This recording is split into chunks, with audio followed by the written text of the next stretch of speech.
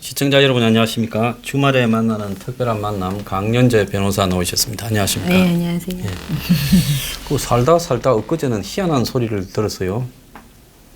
포용성장. 네, 포용적 이 정권이 성장. 이제 소득주도 성장하다가 이름을 핵심 성장으로 가까운 바꾸더니만 그래도 소득주도 성장이라고 또 네. 바득바득 우기다가 지난 6일입니까? 목요일 날 대통령 참가하에 그 나를 안아주는 크게 앞에 전제가 나를 안아주는 포용성장.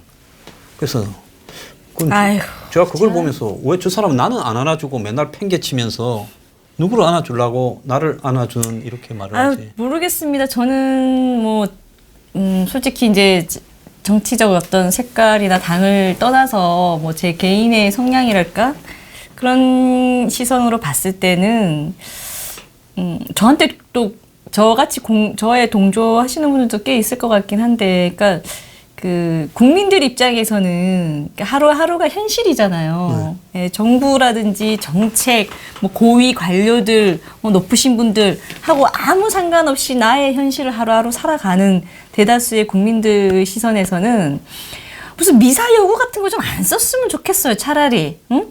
무슨 카피라이터예요?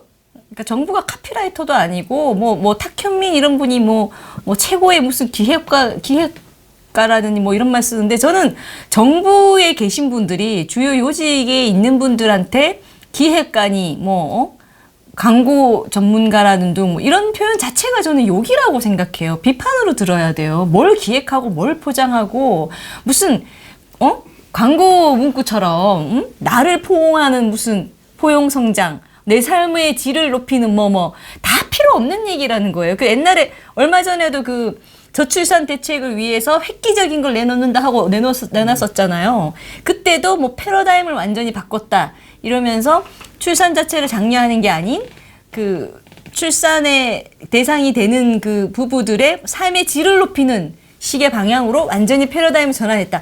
말은 굉장히 화려하게 이렇게 해요. 근데 실상을 들어가 보면은 아무것도 없을 뿐만 아니라 전혀 진짜 현실과 쟁점을 못 잡고 있는 게 이 정부의 특징입니다. 이게 곳곳에 나타나고 있거든요. 북한 문제도 마찬가지고 제가 보기에는 경제 문제, 출산 문제, 집값 잡는 거 다 지금 모든 게 방향성이 자꾸 쓸데없는 포장만 하려고 해요. 포장만 하고 미사역으로 내놓고 자꾸 뭐 요즘 뭐 좌파 진영에다가 주로 자주 쓰는 말들이 선동을 잘한다, 선동한다 이런 말들 쓰는데 현혹시키고 그런 모습을 자꾸 보여주고 있어요. 실제로 다 필요 없습니다. 다 필요 없고 정말 당장 장하성 실장님 뭐 출산 정책 맡고 계신 분이 제발 좀 현장으로 들어가셔서 하루하루 정말 꼭 필요한 게 뭔가 뭐 하나를 하더라도 예산을 왕창 쓰더라도 정말 요 하나만큼은 확실하게 해결하는 예산,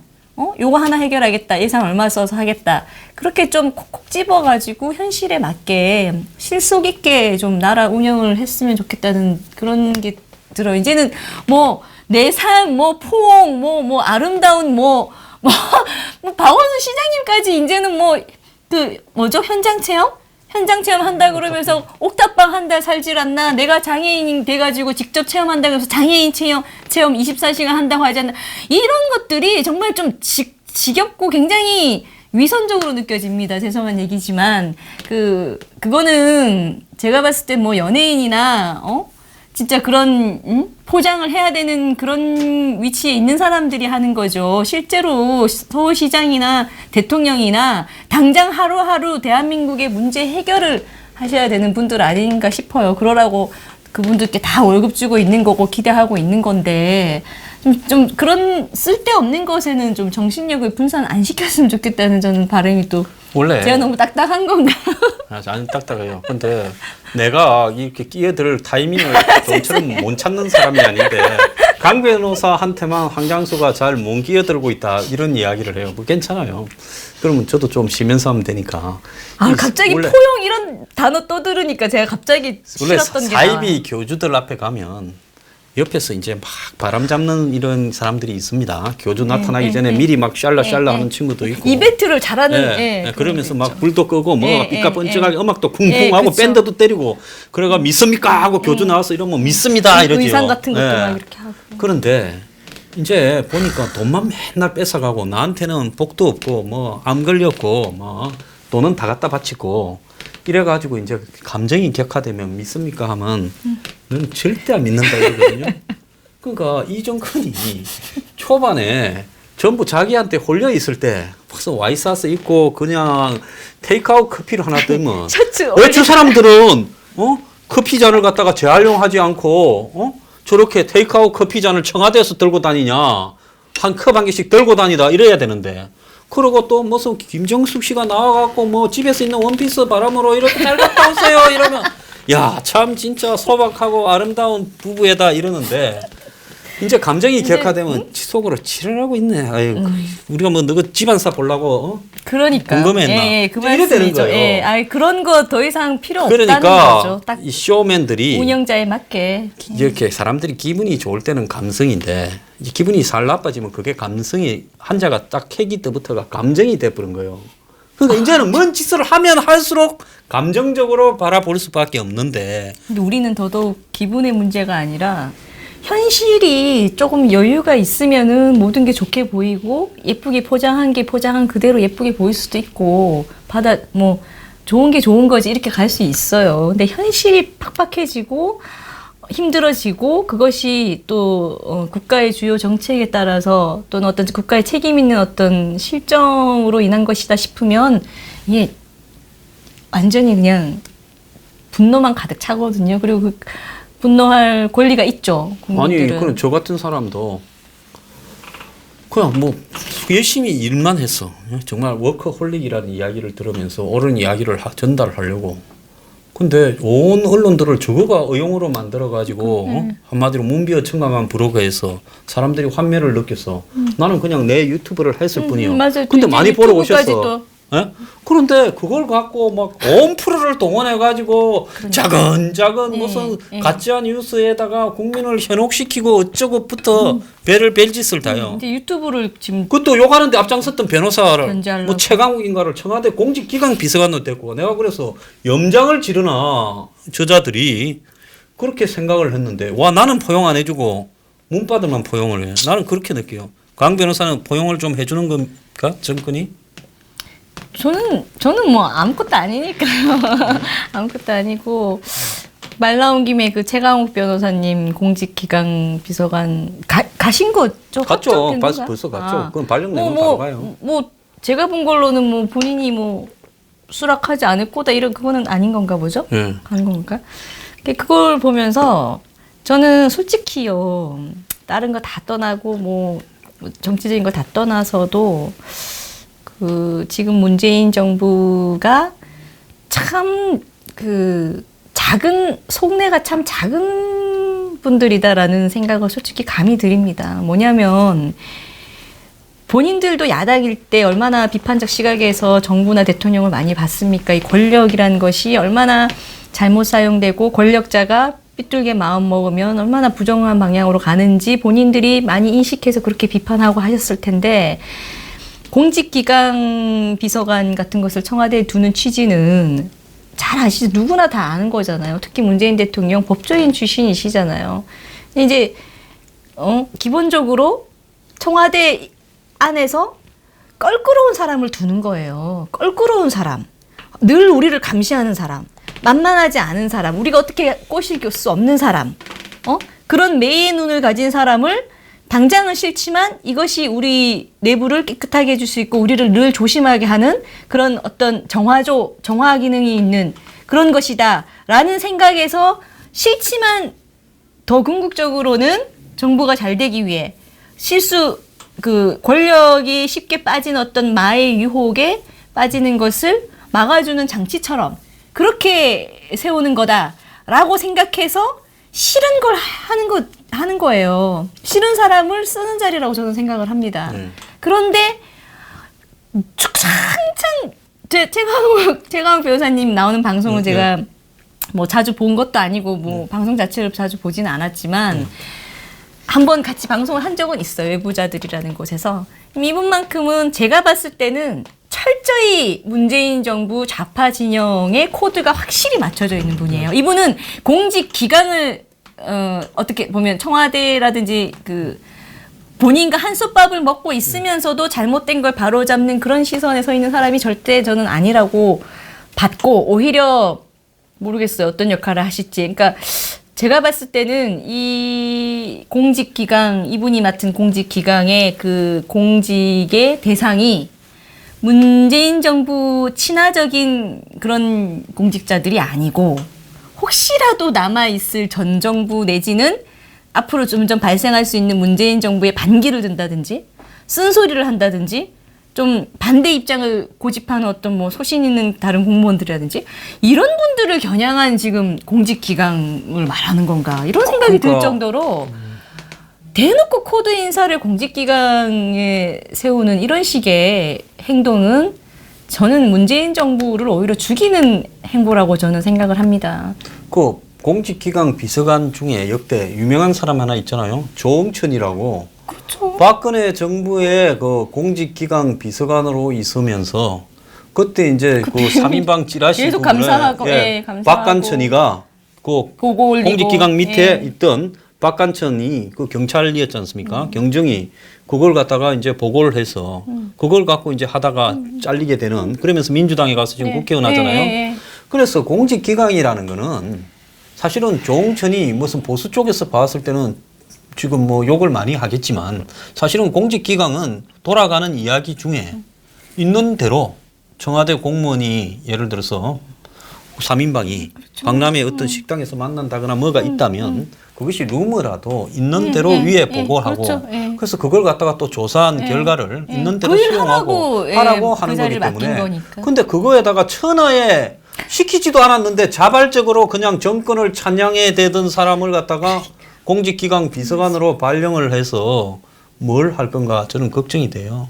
아니 그냥 저는 정말 그냥 한마디로 문재인 정부의 그릇을 보여주는 또 하나의 그릇의 크기를 보여주는 그냥 또 하나의 그냥 인사라고 생각해서 뭐 별로 그렇게 뭐 큰 말씀 드리기보다는 그냥 뭐 그릇의 크기가 그 정도라고 생각을 합니다. 어쨌든 인사하는 것을 보면은 예. 그 인사를 하는 그 1인자의 배포랄까요? 그릇의 크기랄까요? 뭐 성품의 크기랄까요? 저는 이런 게 보인다고 생각하거든요.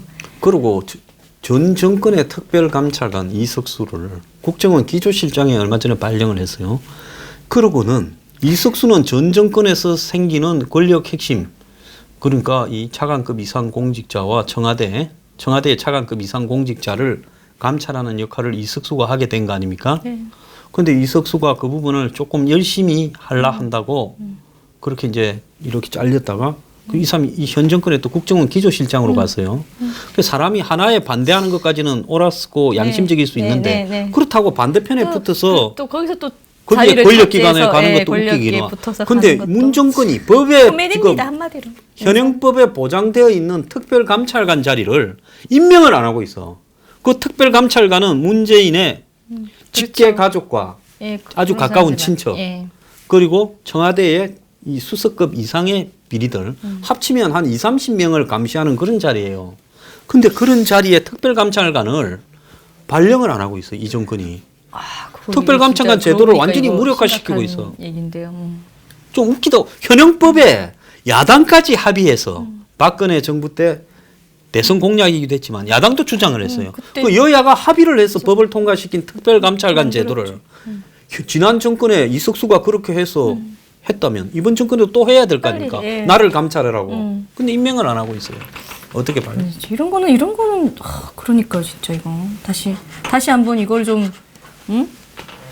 이슈화를 시켜가지고 이런 그러니까 권력자의 이제 이런 부정 비리 견제 안 되는 거 브레이크 없는 자동차처럼 막 자기 고집과 아집으로만 가는 거 이런 것들은 더 이상 우리 국민들이 용인할 수 있을까요? 저는 더하면 더했지 지금 이 정부가 이런 식으로 한다면 아까 말씀하신 것처럼 예. 진짜 먹고 사는 문제가 걸리면 그때는 촛불이 아니라요. 정말 벽돌 들고 나오는 사태가 벌어지고 예. 그때는 화이트 칼라들이나 뭐 아이들 유모차 끈 분 엄마들이 나오는 게 아니고 진짜 일선에서 생계를 책임지신 분들이 돌 들고 나오면은 그거는 뭐 끝나는 겁니다.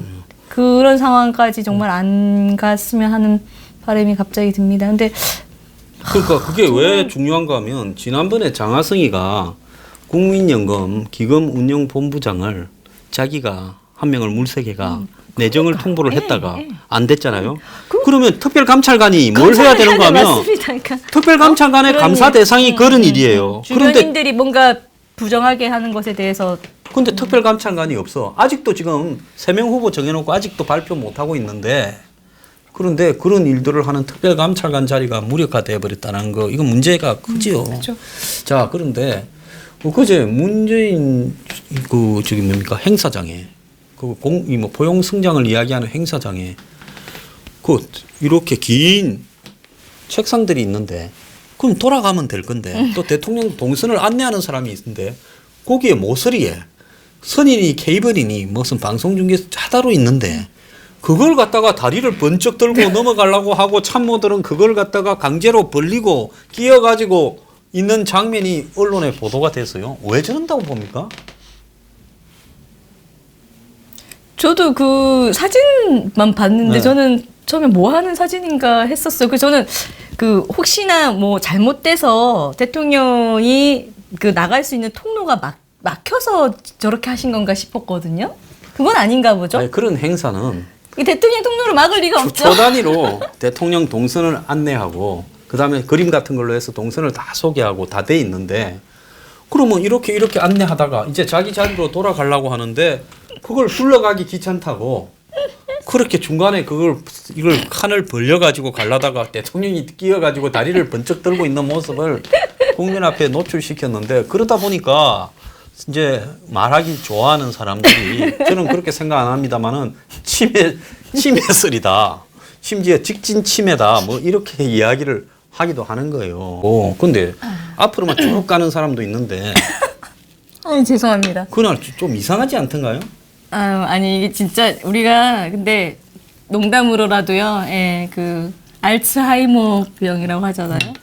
그 병을 참 실제로 걸리신 분들은 고통스러운 거기 때문에 이렇게 우스꽝스러운 일에 쓰면 안 되는데 제가 이제 계속 웃었던 거는 그 문재인 대통령이 다리를 번쩍 들어서 그 넘어가는 우스꽝스러운 사진이 자꾸 생각이 나서 자꾸 제가 웃게 됐는데요. 네. 좀 아니 이게 그 포용적 대통령의 모습 아닐까요? 포용적 대통령은 그렇게 하구나.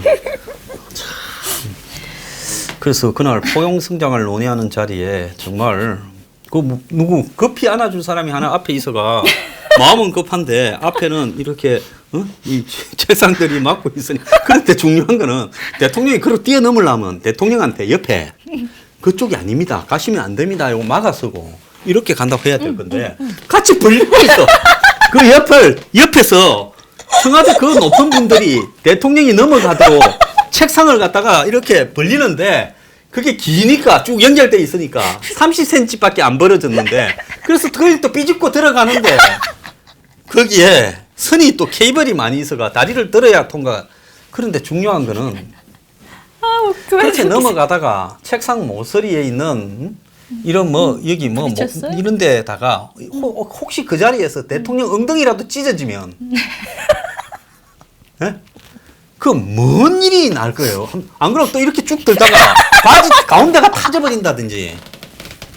그래서 제가 이게 정말 이해가 가지 않는 거는 세상에 대통령 사진 찍힌 것 중에 저런 종류의 사진이 찍힌 거는 처음이라는 거예요. 저 도대체 옆에 있는 작자들이 저게 뭔가 하면 얼마나 아부꾼으로 가득 찼는가를 보여주는 사진이다. 아니 이 넘어가시면 안 되고 돌아가셔야 됩니다 하고 이렇게라도 막고 저렇게 해야지. 그걸 갖다가 가수는 안 될 때를 간다고 그걸 갖다가 벌려주고 벌질 게 아닌데요. 그죠? 옆에 네. 쭉 연결돼 네. 있어서 그게 거기를 벌린다고 벌릴 수 있는 게 아니고. 그러면 왜 참석자들이 쉬운 다 길 일어나서 틈이 있는 전부 다 길을 옆으로 가지고. 밀고 이래야 되는 거야. 정말 아유 정말 내가 그래서 얼마나 아부꾼들로 가득 차서 아니 근데 어디 가신다는 거였죠? 그때 아니, 화장실이었나? 화장실? 화장실은 뭐 어디 행사해. 가시나? 원래 앉아 있던 자기 자리가 있는데 악수를 한다고 아. 이게 있으니까 각계각층에서 예. 포용성장 발표한다고 예. 그러면 이렇게 악수를 하다가 이제 다시 자기 자리로 되는 돌아가는데 거잖아요. 둘러가기 싫어가지고 그냥 직진을 할라 했겠죠. 벌려가지고. 그래서 진짜 왜 그런 이상한 그래서 행동 양식을 보이셨는지 모르겠습니다, 진짜. 참 네. 이해가 잘 안 가요. 그 타겟민이가 저것도 기획 작품인가 생각이 들기도 하고 그렇습니다. 자, 지금 판문점 네. 선언 비준 이제 북한에 갈 때 국회에서 비준해가지고 가면 문통이 김정은이 만났을 때 어깨에 힘이 좀 생기지 않겠느냐 비준하자 지금 이 짓을 하면서 가기 전에 해주자 이래요. 네. 그 어떻게 생각하십니까? 저는 판문점 선언 얘기 뭐 비준까지 해서 나오면은 제일 좀 답답하고 안타까운 것이 아직도 우리 국민 대다수는 판문점 선언의 실제 내용과 판문점 내용의 본질이 얼마나 허술하고 잘못된 것인지를 아시는 분들이 별로 없다는 겁니다. 이렇게 중요한 거는요, 진짜 뭐 이벤트성이나 기사나 찬양 기사 이런 게 아니라 정말 이 본질의 내용에 대해서 우리 국민들께 최대한 많이 홍보를 해주고 알게 해주고 비판적 시각도 보여주고 그렇게 해서 우리 국민들이 냉철하게 보실 수 있게 생각하실 수 있게 해줘야 하고 또 우리 국민들도 그렇게 하셔야 되는 그런 중요한 선언문인데 네. 그게 안 됐다는 게 너무나 그렇고요. 그리고 지금 정치권도 마치 이제 문재인 정부는 판문점 선언하면은 굉장히 잘 된 거고 이거는 무조건 좋은 거고 우리 국민들이 무조건 좋아하는 거고 이렇게 딱 포장을 해놓고 전제를 하고는 이 판문점 선언을 딱 던지면서 동의할래 안 할래 아직도 비준 안 해줘? 그러면 너네 지지율 떨어질 거야. 국민들이 너네 욕할 거야. 네. 비준 해준다고 하면 너네들은 국민들 지지 얻을 거야. 이런 마치 권선징악 같은 선이냐 악이냐 그런 잣대처럼 이 판문점 선언을 지금 쓰고 있어요. 요술봉처럼. 예. 그런데 실제는 전혀 그렇지 않은데 그렇게 쓰고 있는 것이 판문점 선언문에 대한 정확한 이해와 그런 것들을 국민 눈의 시선을 이제 가리고 길을 닫게 하고 홍보를 제대로 그 공지를 제대로 안 하고 알려주지 않아서 그런 것이다. 그런 역할을 사실은 야당이 왜 판문점 선언문은 비준할 대상도 못 되고 비준해줄 것도 아니다. 라는 것에 대한 좀 더 논리적이고 명확한 설명들을 빨리 국민들께 좀 했으면 좋겠다라는 아쉬움이 좀 듭니다. 예를 들어 저도 지금 이제 판문점 선언문의 요지만 정말 딱 중요한 요지만 이렇게 한 장짜리로 제가 정리를 해서 왔는데 요 한 장 외에는 다 그냥 무의미한 미사 여구이기 때문에요.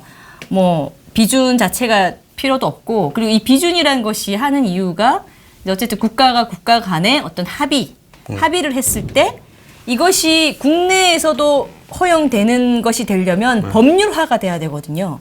그럼 법률을 만드는 게 국회잖아요.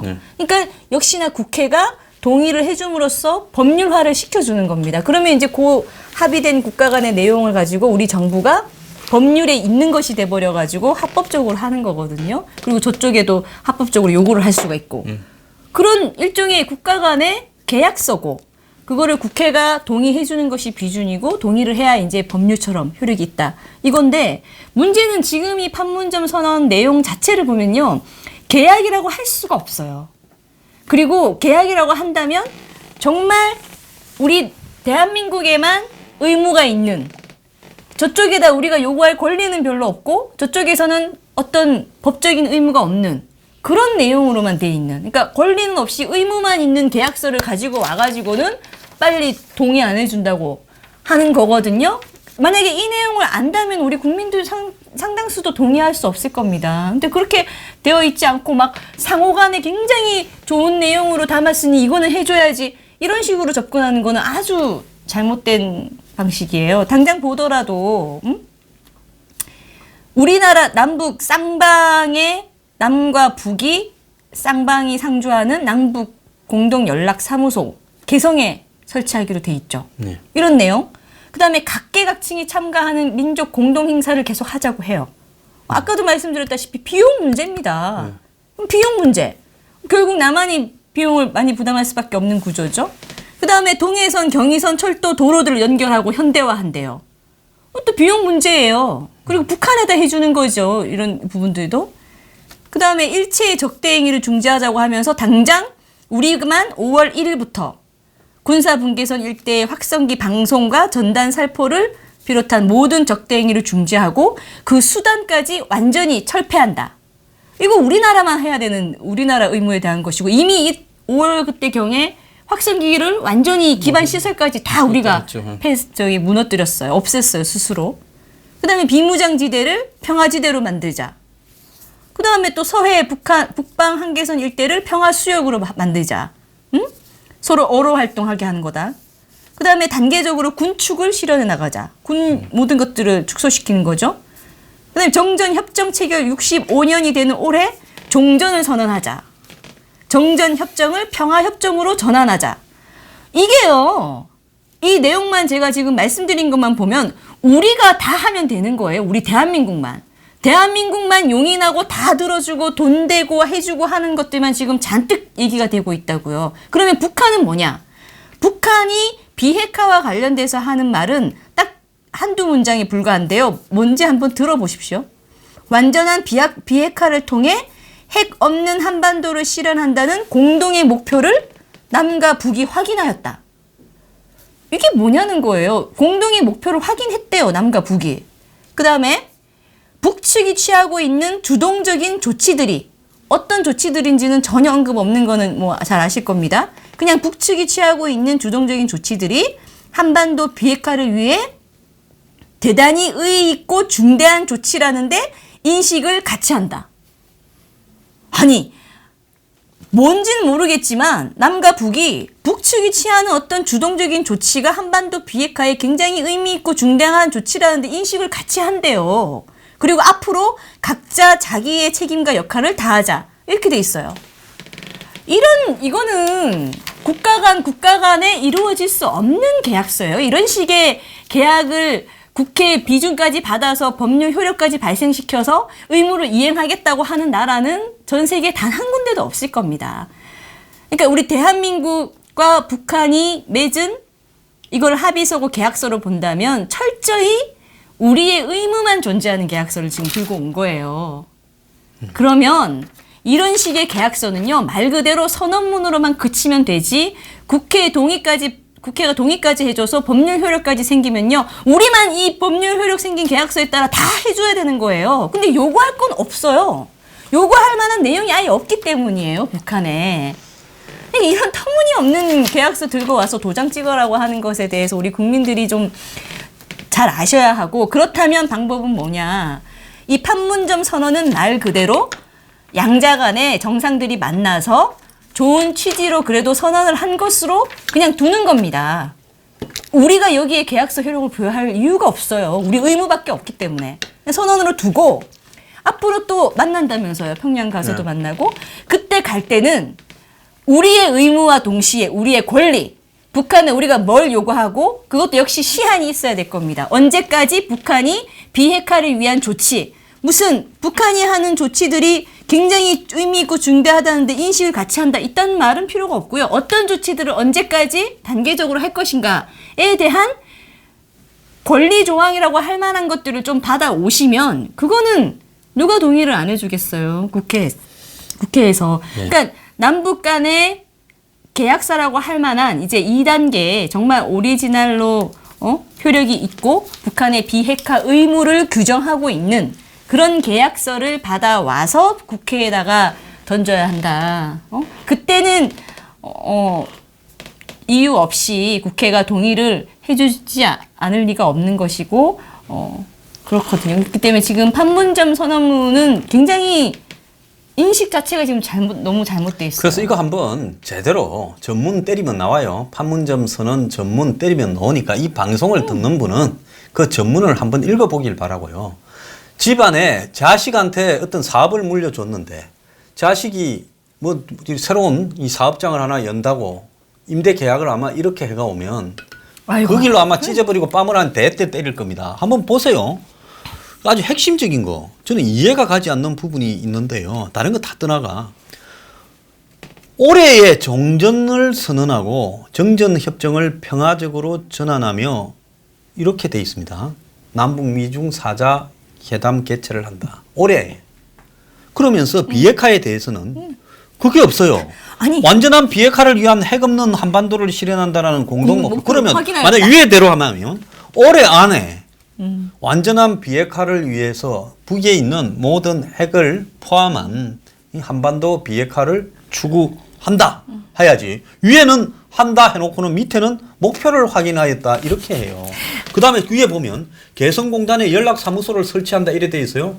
자, 이번에 정의용이가 북한에 가가지고 네. 18일 날 오기 전까지 개성공단 연락사무소를 열겠다. 네. 미국이 반대도. 네. 네. 그래서 지금 연다는 거 아니에요. 네. 그래서 지금 결국 보면 이렇게 불평등한 조약, 네. 이거는 제가 볼 때 일본이 한국을 개방시키기 위해서 무슨 강화도 조약입니까? 이런 거와 똑같은 불평등 조약이에요. 이런 조약을 갖다가 그 맺고 오면서 그걸 국회에 던져가 북한에 가니까 힘실어 줘라는데 왜 아내가 이번에 비준 안 해줘가 북한에 가면 큰일 날 소리입니다. 김정은이한테 한 대 이렇게 뭐 막 이렇게 약속해 준 게 있어서 맞습니까? 그러니까 선언을 이런 식의 그 국가 간 정상이 이런 식의 선언문에 서로 합의를 한다는 것도 사실은 있을 수 없는 일인데 백보양보해서 북한과 우리의 이런 특수한 상황들 그리고 어떻게든 북한을 협상 테이블로 끌어들여서 한반도 비핵화를 가기 위해 우리가 양보한다는 취지라고 이해를 하자고요. 이해를 했다면 그래 판문점 선언 이건 진짜 누가 봐도 이거는 굴욕적이고 터무니없어서 뭐 이런 합의문이 있어라고 할 거지만 그래 정상이 만난 걸로 의미를 두자. 그다음에 그 다음 단계 이렇게 나아갈 수 있는 어떤 첫발이라고 의미를 두자. 이렇게만 하면 되는 건데 이걸 자꾸 우리 국내에서 오히려 법률 효력을 부여를 하려고 하니 우리 의무만 잔뜩 있는 이런 불공정한 노예계약서에 우리 국회로부터 자꾸 도장을 찍으라고 하면 이런 거는 지금 정부가 할 수 있는 행동이 아니에요. 이거는 이거대로 어쩔 수 없이 맺은 선언이다, 첫발이라고 하고 일단 던져놓고 그 다음 단계에 자 이제 그런데도 불구하고 우리는 이 선언문에 있는 걸 이미 상당 부분 이행했어요. 아까 말씀하신 대로 남북 공동 연락소 개성에 설치하는 거 착수했죠. 군축도 했고. 당장 5월달에 군사 경계선에 있던 확성기 그다음 남북 완전히 다 교류도 다 하고 철폐했죠. 있고. 남북 각종 민족 공동 행사 경기에 국제 경기에 공동 진출 이거 다 하고 있죠. 비용은 누가 냈는지 알 수 그다음에 그 없습니다. 외에 군축과 관련되는 이야기도 군축하고 있죠. 실현했죠. 비무장지대 지금 해체하고 실질적인 평화지대 해체 우리가 먼저 하고 있죠. 우리는 이미 다 하고 있어. 이 노예 계약서에 따라서. 그러면 이 정도 했으면 됐죠. 여기 이 쓰잘데기 없는 이런 문서에 국회 동의가 왜 필요합니까? 받아서 우리 더 억압할 이유가 없는 거죠. 그러면 이제 남아있는 거.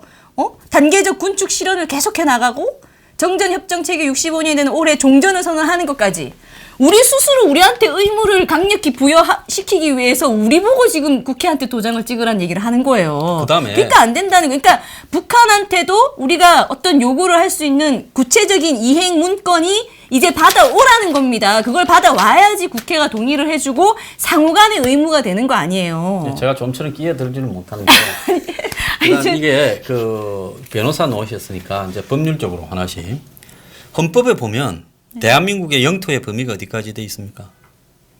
우리 남한으로 대한민국 헌법이니까. 한반도와 부속도서로 돼 있어요. 북한도 한국 영토예요. 그럼 헌법에서 북한에 대한 규정은 뭐냐? 우리 영토를 지배하고 있는 한마디로 반란 수계 집단, 반란군이나 반국가 단체예요. 저기 북한은. 그러면 이 조약을 지금 비준해 달라는 거는 조약이라는 거 아닙니까? 판문점 선언이 국가와 국가가 국가간이죠. 네. 그러면 북한을 국가로 인정을 하고 국가 간에 국가로 이렇게 인정해 달라는 거 아닙니까? 그러면 조약은 뭐하고 똑같습니까? 법률하고 똑같습니까? 안 같습니까? 같죠. 흐르기. 그러면 법률 위에는 뭐가 있습니까? 헌법이죠. 헌법이 있죠. 그러면 헌법 정신과 법률이 맞지 않을 때는 어떻게 해야 됩니까? 법률이 이제 헌법 위반이 되는 잘못된 법률이 되는 건데 그러면 한국당이 일단은 헌법재판소에다가 위헌 신청을 해야지요. 그렇지 않습니까? 이거를 국회에서 통과시켜 달라고 오면 위헌 신청을 하고 한국당 스스로가 이 헌법과 법률이 맞지 않는 걸 갖다가 오니까 이걸 갖다가 맞추기 위해서 개헌을 하자라고 해서 국민투표를 붙이자.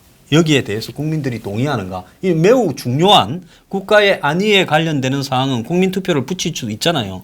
한국당이 발의하는 거예요, 국회에다가.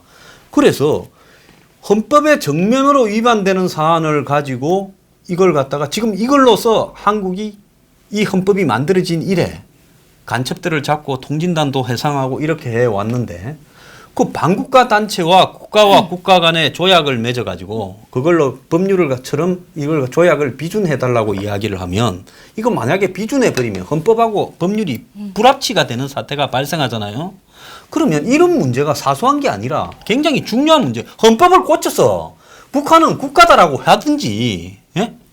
뭐 이체제 양국가라고 선언을 하든지, 안 그러면 기존 헌법이 맞다고 그대로 가든지, 그 하에서 거기에 따르는 법률을 가지고 서로 간의 조약을 비준하든지 해야지, 헌법에 어긋나는 부분을 지금 무슨 핵명사태나 비상사태나 국가급변사태가 아닌데 이걸 갖다가 헌법에 어긋나게 조약을 비준해달라고 이야기를 하면 한국당에서 그런 부분에 대해서 법률적인 투쟁을 저는 해야 된다고 봅니다. 왜냐하면 민주주의 사회는 법률에 대해서 한마디로 이 시스템대로 갖고 가야 되는 거 아닙니까? 그리고 헌법재판소에다가 물어야지요. 그 문재인 가까운 사람들을 헌법재판소에 잔뜩 깔아놨는데 그 사람들한테 이 자구가 맞는지 안 맞는지 너네들 한번 답해봐라고 밀어야지요. 그러면 헌법재판관들이 뭐라고 할지 한번 저는 궁금해요.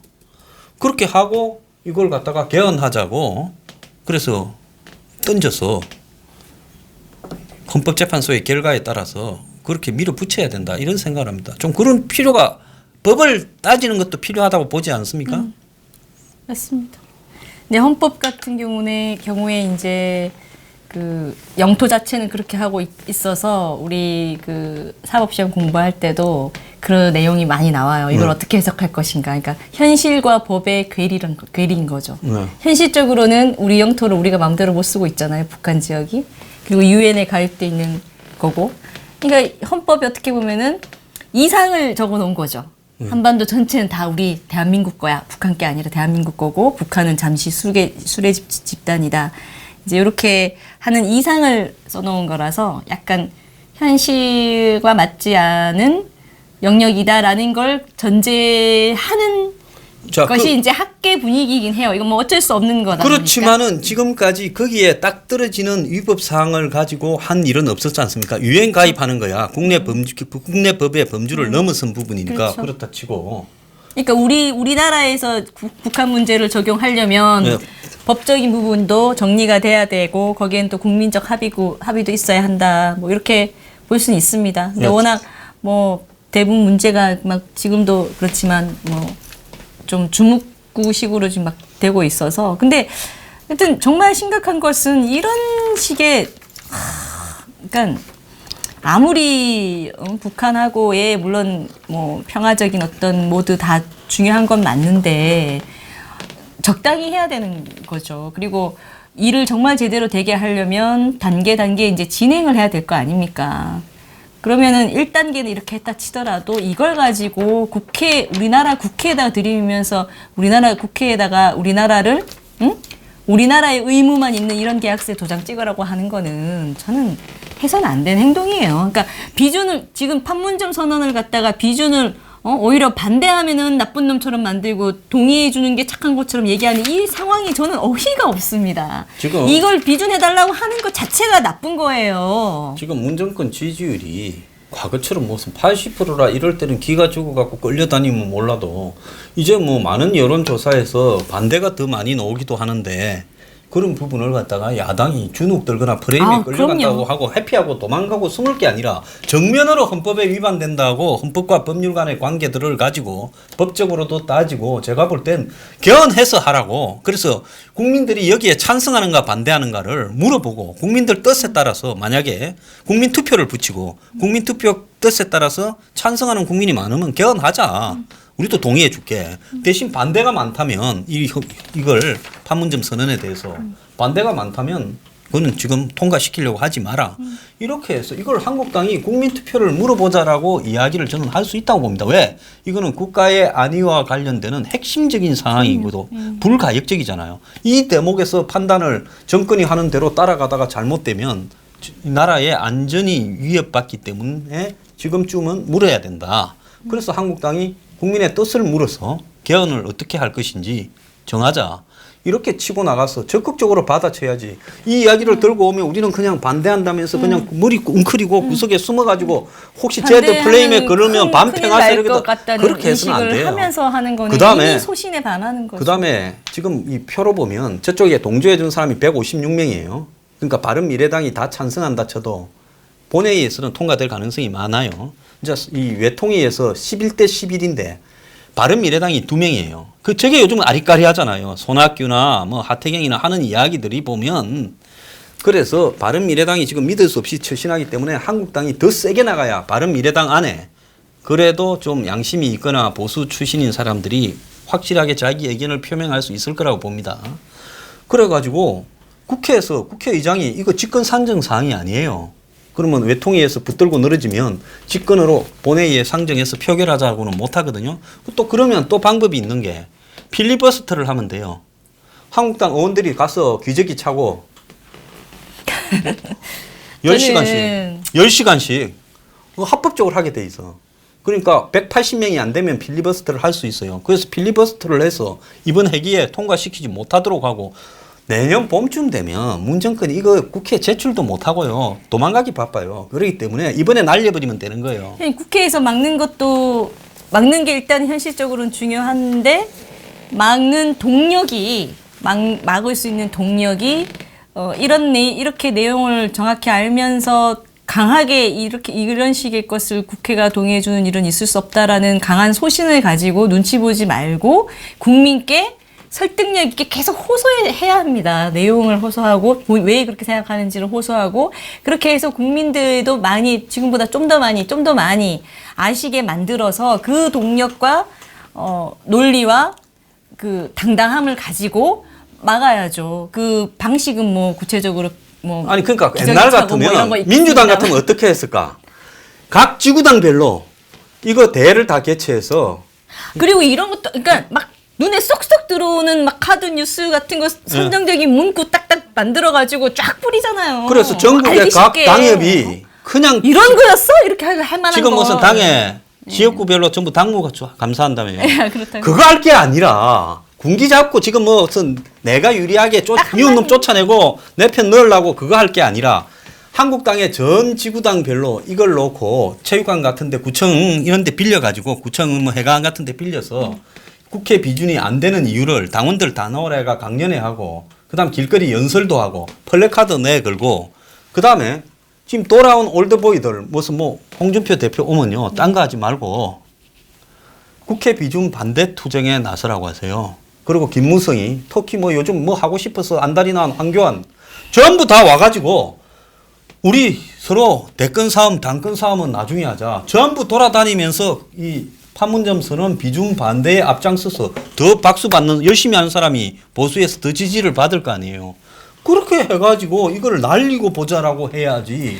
지금 이걸 갖다가 무슨 겁이 뭔 겁이 나요. 아니 진짜 그러니까 뭐 겁이 나는 게 스스로도 정확한 논리와 소신이 없기 때문이죠. 뭐 그게 확실히 선다면은 당장의 뭐 의심이나 왜곡 같은 게 겁날 리는 없잖아요. 근데 그냥 한마디로 얘기하면은 그거예요. 그러니까 대한민국에 권리는 없고 의무만 있는 선언문을 계약서 효력까지 부여하려 한다. 이렇게 보면 되는 거거든요. 네. 선언문에만 있을 때는 솔직히 우리도 안 하면 돼요. 왜? 저쪽 니들도 안 하잖아. 이런 식으로 그냥 주거니 받거니 하면서 선언이니까 선언한 것일 뿐이니까. 그런데 그게 그나마 그거라도 가능하죠? 아니면 우리가 할 것들이 여기 담겨 있는 것들이 시간을 늦춘다든지 아니 국내에서 반대하니까 못한다든지 해버리면 되는 거예요. 선언이니까. 자, 오늘 이 방송 들으시는 분들은요, 한국당으로 전화해가지고, 이 국민이 흥분해봤자 국회에서 막아야 되고 할 수 있는 게 없어요. 너들 뭐 하냐? 죽을래? 하고 전화 한 통씩 다 돌리기 바랍니다. 그리고요, 정말로 중요한 부분은 지금 이 정권이 이런 거 하기에 앞서서 메르스 환자가 네. 예? 공항을 그냥 통과하고 그 다음에 유치원이 무너지기 직전까지 유치원에서 우리 유치원 무너진다. 옆집에 틀을 잘못 파가 3월 달부터 5번이나 구청에 이러고 했는데 그러니까요. 구청장은 한번 구청장뿐만 아니라 국가공무원도 가보지를 않아가 무너지고 나서야 헛소리들을 하고 있어요.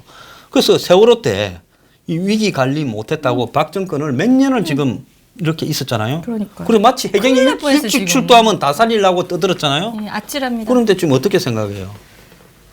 좀 저는 그 단순히 동작구나 동작구청장이나 동작구 공무원들의 문제로만 봐서는 절대 안 될 것 같고요. 이게 지금 일어난 것이 동작구일 뿐이지 전국 어디서라도 있을 수 있는 일이라 그러면 정말 심각한 것이고 또 붕괴될 시점에 아이들이 없었기에 망정입니다. 그러니까 하늘이 도우신 건데 지금 우리가 하늘의 도움에 지금 의존할 게 아니라 이 일을 가지고 어떻게 이렇게 방치될 수 있는가? 지자체가 있고 우리 이 좌파 진영이 항상 하는 얘기잖아요. 지방분권, 지방자치 강화. 웬만한 모든 거는 지방에서 해결할 수 있게 지방자치제 계속 얘기하고 있는데 이런 식의 허술한 행정을 지방에서 하고 또 이걸 견제할 사람도 없고 견제할 제도도 없고 시스템도 없고 이런 식으로 할 거면은 지금 지자체에만 맡겨진 동작구니까 동작구청 이렇게만 되어 있는 현 상황이 굉장히 위험한 거죠.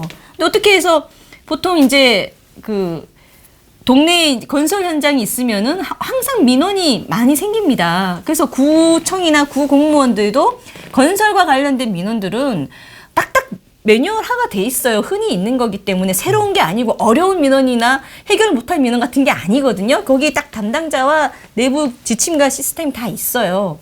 그렇다면은 어떻게 아이들이 계속 다니고 있는 유치원의 집안 상태가 저렇게 될 정도로 방치될 수 있었는가에 대해서는 철저히 이유가 뭔가 부정한 게 없는지 비리가 있었던 거 아닌지 이거를 철저히 조사도 하고 지자체에만 맡겨지는 것에 대한 좀 여러 가지 왜냐면 그런 지방 분권을 강화하자라고 할 때마다 항상 나오는 것이 지자체에 그러면 권력이 너무 커져서 그 부정 비리 견제할 것이 따라붙지 않으면 안 된다는 얘기를 항상 하고 있거든요. 그러니까 이런 문제랑도 좀 직결될 수 있다. 철저히 일단 조사를 좀 해야 될 것 같은데 지방 자치가 다 민주당으로 넘어가 있어서 누가 누구를 조사할지. 저기 보니까 서울시장도 민주당이죠. 동작구청장도 민주당이죠. 동작구청장 열심히 구의원들 민주당. 가방 들고 따라다니던 사람이 됐는데 됐으면 그것도 좋아요. 저하고 하나 5달이 아니라 3월부터면 지금 7달을 그러니까 6달입니까? 6달을 그렇게 민원을 5번이나 넣고 1,100만 원을 들여가지고 그걸 테스트를 유치원에서 해가지고 실적을 하고 또 거기에 서울시립대학교 토목공학과 교수가 이거 큰일 난다고 지적도 했는데 와서 보고 시치미를 떼고 있었다는 이런 부패나 비리가 아니고는 뭔가 설명을 할 수 없는 특별한 부분이 있어요. 예, 특별한 사정이 그래서 있을 것 이런 같아요. 부분은 검찰이 잽싸게 오늘쯤이라도 문정권이 검찰총장을 보고 조사하라고도 해야 되고 메르스가 저렇게 공항에서 뚫혀갖고 병원에 가서 해결이 되고 이런 부분도 지금 문제인데 아니, 지난 정부랑 관련된 거는 조금 의심이 있으면은 검찰에 대대적인 수사에 착수해보라 이런 식으로 지금 지침이 그러니까. 내려져서 막 당장 압수수색하고 하는데 아니 지금 뭐 북한 문제나 관심이 답답하네요. 있을까 나머지 문제는 별 관심을 안 가지니까 이제는 정권이 스스로가 무너져가는 이런 이야기까지 지금 나오고 있어요. 그래서 문 정권 정신 차리기 바랍니다. 뭐 정신 차리지 마세요. 그걸 더 바랍니다. 자, 할 말 있으면 하십시오. 네, 아니요. 오늘 또 우리 황 소장님께 많이 배웠고요. 예, 중간에 좀 흥분해서 얘기한 부분이 있지만 이해해 주시고요. 근데 어쨌든 우리의 바람은 대한민국과 우리 국민들이 잘 살고 잘 되는 거니까요. 예, 그리고 문재인 정부도 잘 했으면 좋겠습니다. 뭐 비난하고 욕하고 이렇게 비판할 일이 없을 정도로 잘 하셨으면 좋겠지만 그렇지 않다면 또 비판의 목소리에 귀를 좀 기울이셨으면 좋겠습니다. 그리고 아니다 싶으면요. 그 시점이 제일 빠른 시점이에요. 돌아가는데. 시간이 계속 지날수록 더 나락으로 떨어지고 우리 국민들이 더 힘들어질 수 있고 고위직 차지하고 계신 분들의 삶에는 아무 영향이 없습니다. 밑바닥의 현실을 사는 우리 국민들이 문제니까요. 거기에 대한 책임감을 가지고 좀 아니다 싶으면 인정도 하고 좀 방향도 돌리고 이렇게 할 수 있는 정부였으면 좋겠습니다. 예, 저는 불장난 좋아하면 불로 망합니다. 자, 마치겠습니다.